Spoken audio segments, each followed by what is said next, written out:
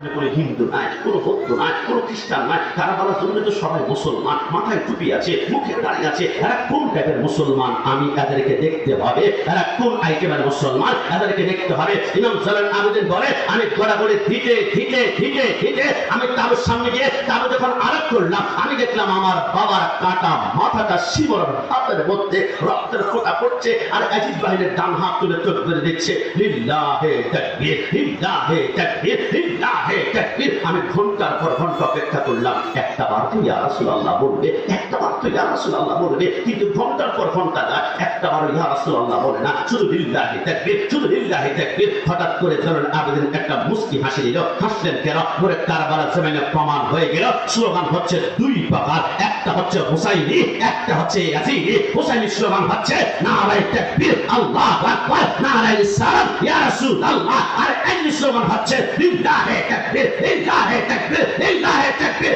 আর চায় যুবকদের অন্তর থেকে নবীকে সরাই ফেলবে, যুবকদের অন্তর থেকে মিলাদুন্নবী মুছে ফেলবে, যুবকদের অন্তর থেকে কিয়াম মুছে ফেলবে। কিন্তু রাজাপুরা দরবার শরীফে সারাস্তে একজন আশিক রাসূল থাকতে পুরো বাতিলের গোষ্ঠী বাংলাদেশ থেকে ইয়া রাসূলুল্লাহ স্লোগান বন্ধ করতে পারবে না।